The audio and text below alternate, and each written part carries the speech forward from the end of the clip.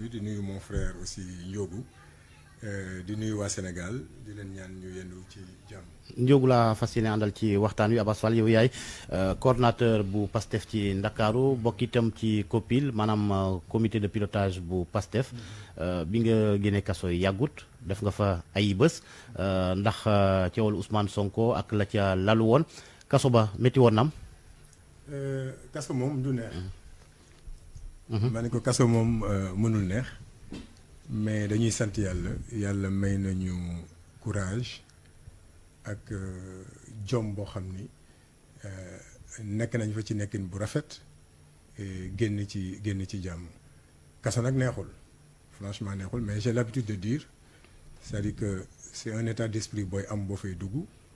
et moi je l'ai dit peut-être sama yaram la ñu tëjoon mais mon esprit n'était pas en prison mais alhamdulilah dund nañ ko ci jàmm génn nañu ci jàmm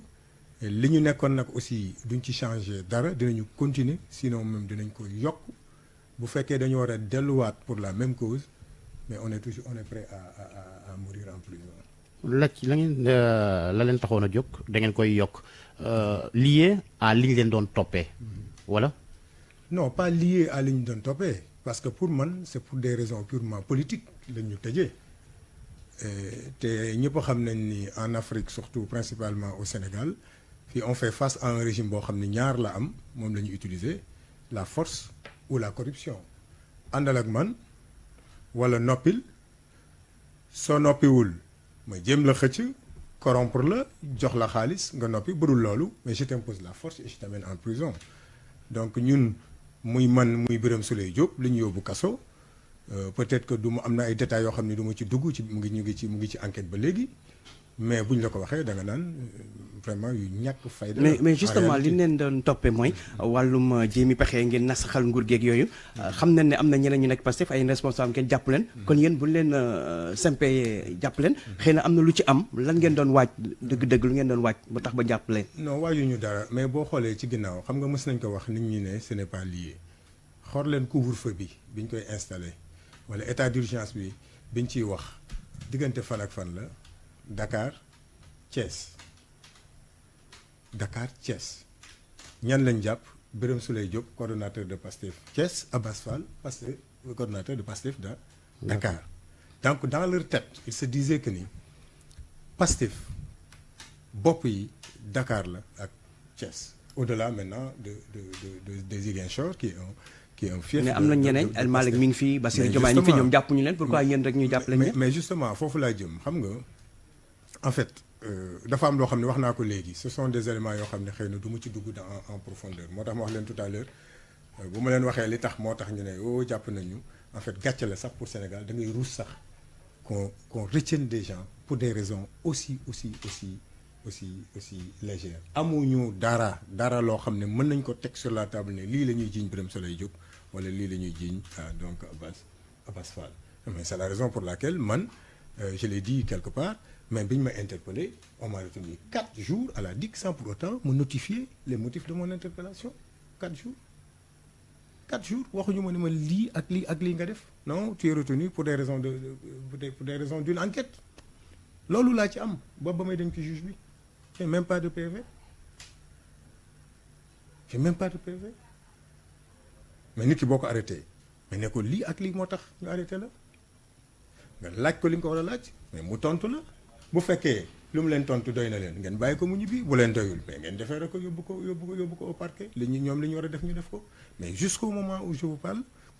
il a fallu que je sois dans le bureau du juge pour voir exactement ce qu'on me reproche. Menace de trouble à l'ordre public ak participation mouvement insurrectionnel ak contenu contraire aux bonnes mœurs. non du loolu ce n'est pas menace à l'ordre public bon dañ ne je pense li nga wax noonu xaw ma lan. diffusion de contenu contraire aux bonnes mœurs. mais loolu mais bu ñu ma ko waxoon bu ñu ma posé une question au niveau de la DIC mais man ma wax leen kenn du ma yóbbu fële kenn du ma déféré. xanaa bala ngaa diffuser dara nga xam li nga diffuser ñu war la ne la lii ak lii nga diffuser diffusion de fausses nouvelles xaw ma diffusion d'image contraire aux bonnes mœurs te ba léegi wan nañu la image boo xam ni yow diffuser nga ko jógewul ci sa portable wala amul benn image bu ñu moo won je parle fii au niveau d'une rajo ñu may seetaan amul benn vidéo wala image bu ñu moo ne moom la man Abass Fall wala ñu jàppoon ñëpp moom lañu diffusé. sa portable sax mu ngi ñu téye ba léegi. Ça fait je sais pas combien de semaines. léegi yow nga ne on est en face d'un régime bi nga xamante ne soit ñu xëcc la nga ànd ak moom wala ñu ger la. bu ñu réussirul ñu yóbbu la kaso. ndax dañ leen jéem a ger yéen. mais ci lañ dëkk. lu ñu leen proposé. ci lañ dëkk man. yow sa wàllu bopp. man ci sama bopp et le moment venu dinaa ko woon. un grand responsable de l'APR mais jëm na ma approché ba ñëw ba sama booru kër. kan ba la ñëw ba sama non dama leen wax turam kooku ma leen waxoon turam léegi da nga naan c'est pas possible. am na y a d'autres contacts yoo xam ne ils ont essayé de se rapprocher de nous du man kese lañ ko def nañ ko fi ñu bari mais buñ ñu xamoon duñ ko sax jéem ñun ay principe moo ñu dugal ci politique. kenn ku ci ne ci ñun da nga yor sa liggéey mu doy la sëkk nga di ci dund bu baax a baax soxla woo luy jógee feneen loo xam ne lewul donc ñooñu bu ñu demee ba ñuy approché dañuy yaakaar ni en réalité tous les Sénégalais ont un prix. Il y a un leader politique qui l'avait dit chaque Sénégalais a un prix ñoom ñu yaakaar ni ñoom bu ñu ñëwee ils sont dans la même dynamique que képp koo xam ni donc war nañ la mën a jënd rek ñu jël la parce que dañu yaakaar ni politique effectivement pour loolu la politique c'est pour des prébendes. Ce n'est pas pour des principes moo tax il pense que ñëpp dañu mel ni ñoom loolu tax ñu di ko essayer mais man def nañ ko à 2 ou 3 reprises te ki ma leen di wax nii su ma leen waxoon turam fii da nga naan c'est pas possible. ñaata lañ la proposé ci wàllu xaalis ne dañ la bëggoon ko romb ñaata lañ la proposé. non xam nga en fait en réalité ce n'est pas de façon directe mais de l'argent mais il m'a proposé de venir travailler avec lui te xam nga ñooñu bu ñu lay proposé pour ngeen ñëw liggéey ak ñoom. mais loolu c'est normal. bu dee propos nee nit rek ñëwul liggéey ak man. loolu du ger. politique moom loolu yàgg na ci moom. kaa ñu ànd moom yàgg na ci politique. c'est normal gaa yi kaa ñu ànd. gaa yi moom kaa ñu ànd moom yéen ak njóogu yéen a gën a xam ne gaa yi seen kaa ñu ànd nii rek lay àndal toujours chaque jour ngeen dégg te ñi fay dee ñëpp xam ngeen li tax ñu dem fa chaque jour ngeen gis ko yéen vous êtes des journalistes xam ngeen bu baax li xew ci réew mi mais peut-être que. dégg nga ma bëgg a wax loolu rek mais tey moom du ma leen wax turam mais peut-être un jour nag naa leen ko wax avec maintenant des preuves à l'appui parce que ñun au niveau de Pastef lépp lu ñu wax teguñu ko suñu bakkan c'est avec des preuves à l'appui. ngeen ne principe moo leen dugal ci wàllu politique. principe yooyu ñu gënoon xamee Pastef di xeex système bi. à la lumière de ces événements gis nañ ña ngeen doon sànni xeer. di leen yekk lu mel ni xeme ngeen dem ci ñoom système bi xanaa beneen système am léegi. ñun ñoo xam ne dañ leen doon sànni xeer. waaw di leen jox ma ci benn exemple. Ahmed Khalifa Niass. non Ahmed Khalifa Niass ñun contraire bi kay ngay wax kay Ahmed Khalifa Niass kay moo dëkkoon ci du ñu sànni xeer. ak yéen am na Sonko li nga xamante ne yëkki na ko ci kàddu ŋaññi ko dem nag jamono ji am ni mu doxaleeg moom. mais c'est tout à fait normal parce que Ahmed Khalifa Niass aussi bi affaire bi commencé dafa jël responsabilité am te xëy na ànduma ak Sonko mais lii ñu ko jiiñ nii d'accorduma ci. C'est un complot et je ne suis pas d'accord qu'on arrête Sonko mais ñun nag suñu démarche aussi ñun espace politique bi du fayonte kese moo ci am c'est pas parce que man ak Ndiogu man ak yow mës nañu am problème rek que waruñu mën a toog donc fàtte li nga xam ne ay ñagas la woon donc suñu diggante balonte ak remerciente kenn ku ci ne li nga defal sa morom dem sa yoon mais yi amul benn forme d'alliance politique boo xam ni mais am nañ ko ak Ahmed Khalifa Niass président dafa demoon effectivement pour remercier ko ci soutien un point c'est tout il y a pas autre chose donc il ne faut pas qu'on fasse un mélange de genres yi ne waa Sonko moo waxoon lii xëy na ñu gis ko chez Georges Déthié parce que pourtant ñoom chaque jour ñu ngi doon sànnante ay xeer mais c'est pas parce que dafa dem ci Georges Déthié que forcément. kon alliance ñoom ñaar mënut a am. non il y a aucune forme d'alliance entre ñun ak. non bon en fait vous savez man je peux parler pour moi-même en tant que membre du COPIL. amul fenn fu ñu discuter ak alliance politique ak qui que ce soit nag laa wax ñun nous sommes dans une démarche unitaire pour des problèmes yoo xam ni ce sont des problèmes communs aux partis politiques des problèmes liés au respect de la démocratie des problèmes liés au respect du calendrier républicain des problèmes liés à la justice ainsi de suite yooyu moo ñu boole mais il n'y a pour le moment aucune forme d'alliance politique boo xam ni prévoir nañ ko ak qui que ce soit. Maintenant ba ci bu Barthélémy Dias doon wax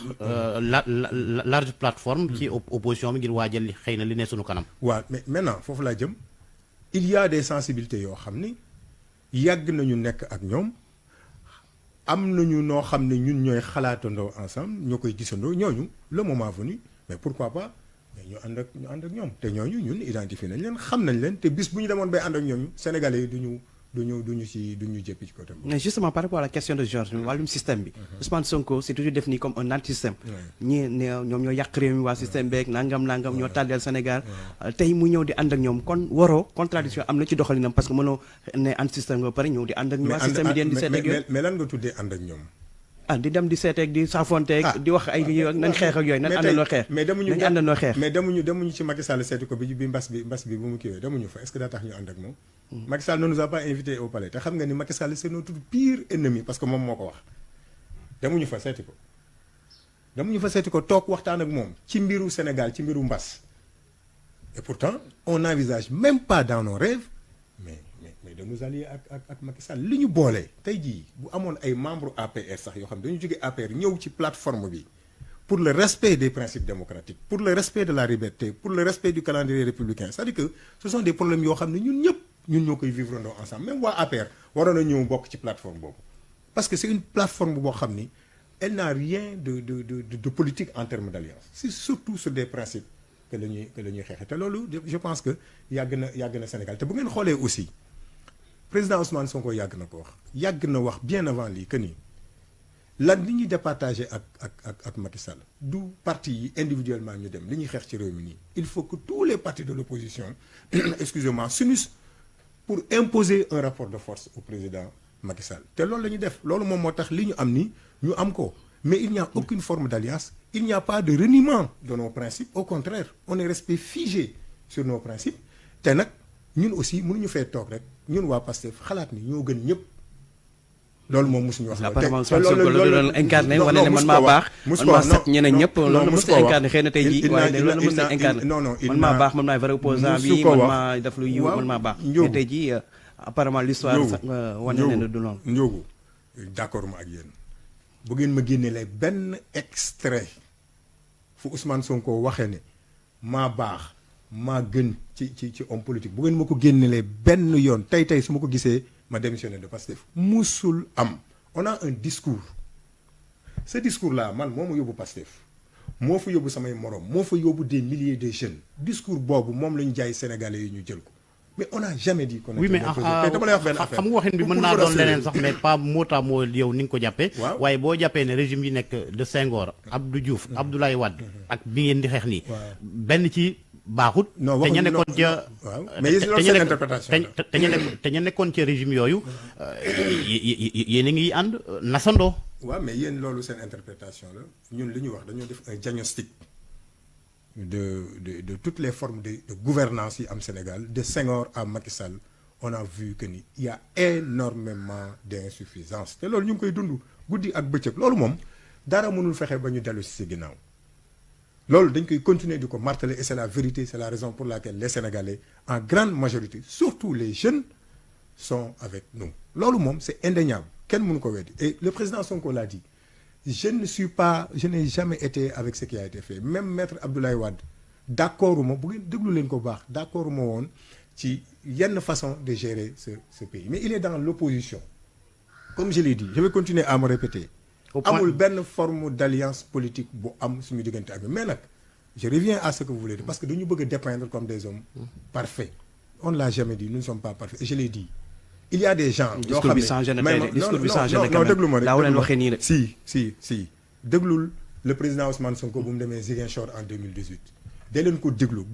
déglu parce que bu leen xool rek yéen li leen arrangé ngeen bëgg a appesantir ci loolu moi j'ai l'habitude de le dire fu ne dama ko fay wax am na ñoo xam ni ils sont au niveau de APR peut-être gën nañu foofu ñoo xam ne ñu ngi nekk Pastef c'est-à-dire que faut pas qu'on pense que ñun nous sommes parfaits nous sommes extraordinaires ñoo gën ñëpp ñoo non on n'a jamais dit ça lii les actes que le président Ousmane Sonko pose mais en tant que homme politique boo xam ne da ngay yaatal mais c'est tout à fait normal nga dem seeti ñi nga xam ni war ngeen a mën a bokk benn xeex boo xam ni bokkul sax ak orientation politique yi loolu mënuñu leen ko mënu leen ko bañal nag ñu yóbbu mais discours bi changé wu il reste le même Ousmane Sonko la mu daan wax tey la ko gën a ma wax ñun ñi ànd ak moom lañ daan wax tey lañ ko gën a mën a wax du ñu ànd ak ku ñu warul àndal mais képp koo xam ne nag war nañu ànd ak moom dinañ ko xool saytu ko bokk ay principe en terme de ni ñu gisee Sénégal et boobaa bu ñu waree ànd ñu ànd mais du ñu ànd ak nag mukk ñoo xam ni seen loxo mës naa tilim ci yoronu réew mi loolu moom xel xalaatu ko moom duñ ko mës a def. léegi par rapport ak coow li ko waral mbirum viol bi ko Adji Sarr ne Ousmane Sonko dafa yegg ci moom ci benn salon de massage Ousmane Sonko gis na complot la Adji Sarr gis nañ après kat yi mujj yëkkati yéen ñi nga xam te ne ne jege ñaale Ousmane Sonko c'est vrai que ñu ba danaan complot mais est-ce que moom lu mu fa doon wuti ba yooyu yëpp am xëy na bu fa demoon ca salon ba coow li yëpp du ko topp. kon amul droit dem ci salon de massage. mais am na pourquoi mu fay dem. mais pourquoi du fa yeneen salon professionnel mi ngi fi foofu noonu. pourquoi mu dem foofu. kon da nga bëgg wax ne foofu c'est pas un salon professionnel. est-ce que c'est mais salon clandestin la dëgg lañ ko bëgg du foofu. clandestin salon boo xam ne am na ay papiers am na léppam am na autorisation am na léppam nga ni salon clandestin la. sauf que ci agrément bi ci kayit bi massage bokku ja. waaw loo leen di toll Adji Sarr ba léegi gën déggu leen ci. non mais xam nga ñun wax fa dëgg yàlla non duñ ko tontu wax fa dëgg yàlla. duñ ko tontu xam nga lu ñu bëgg. nee na ñu waat de Ousmane Sonko fekkee li muy wax du noonu na ñëw ñu waat. non mais non xam nga. dañ dem ñu waat waaw mais xam nga ndeysaan dama ko yërëm sax. et dama bëgg. en quelques secondes. waaw dama ko yërëm parce que dama bëgg attirer attention des droits de l'hommiste parce que droit de l'homme du rek seeti ay nit ci prisonnier du ay ñuy jàpp xale bi elle est en danger ses droits ne sont pas. maanaam nañ ko wàllu. nañ ko wàllu dimbali ko loxo yi mu nekk. mu jóge fa parce que il est en train d'être torturé. jërëjëf Abass Fall membre COPIL comité de pilotage PASTEF coordonnateur PASTEF bu Ndakaaru jërëjëf Alaaji Ndiogou Diène di nuyu Faty Dieng ca TFM ak ñamu àndal.